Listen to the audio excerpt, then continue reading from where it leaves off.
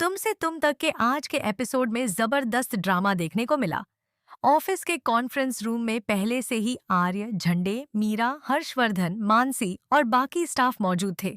तभी एक लेडी वहां आती है और अनु के घर से मिले पैसे सबके सामने टेबल पर रख देती है। 500 की नोटों की गड्डियां टेबल पर रखी होती हैं। वो साफ कहती है कि ये पैसे अनु के घर से मिले हैं और अनु ने लालच में आकर कंपनी का कोटेशन राइवल कंपनी को बेच दिया, जिसके बदले उसे ये पैसे मिले। पूरा रूम सन्न रह जाता है। सब एक दूसरे को हैरानी से देखते हैं। माहौल बेहद टेंशन भरा हो जाता है। उसी वक्त अनु को अंदर बुलाया जाता है।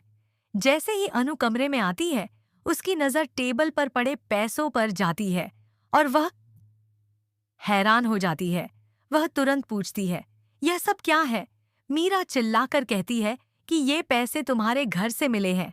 तुमने कंपनी के साथ गद्दारी की है, कोटेशन बेचकर पैसे लिए हैं।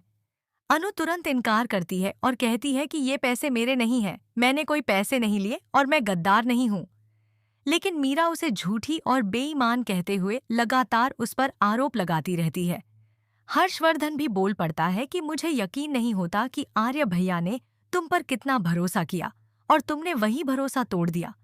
ऑफिस का हर इंसान एक एक करके अनु पर इल्जाम लगाने लगता है। सबकी नजरों में अनु दोषी नजर आने लगती है, लेकिन अनु मजबूत होकर खड़ी रहती है। वह सीधे आर्य की तरफ देखकर कहती है, यहाँ खड़ा हर आदमी मुझ पर इल्जाम लगा रहा है, लेकिन आपके मुंह से एक शब्द तक नहीं निकल रहा। मैं बेगुनाह हूँ। आर्य खामोश रहता है। उसकी यही खामोशी अनु के दिल पर गहरा वार करती है। जिसे अनु ने सबसे ज्यादा भरोसेमंद समझा, वही आज चुप खड़ा था। दर्द और गुस्से में डूबी अनु कहती है, इसीलिए मैं खुद इस कंपनी से रिजाइन करती हूँ। सब हैरान रह जाते हैं।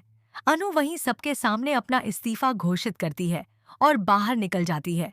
आर्य को होश आता है और वो उसके पीछे भागता है उसे रोकने के लिए, लेकिन अनु रुकती नहीं। उसकी आंखों में आंसू होते हैं, पर वह अपनी इज्जत और सच्चाई के साथ समझौता नहीं करती। इस पूरे मामले के पीछे दिमाग किसी और का नहीं, बल्कि मीरा का होता है। वही जिसने अनु को फाइल सबमिट करने भेजा था और वही जिसने पैसे अनु के घर में प्लांट किए थे।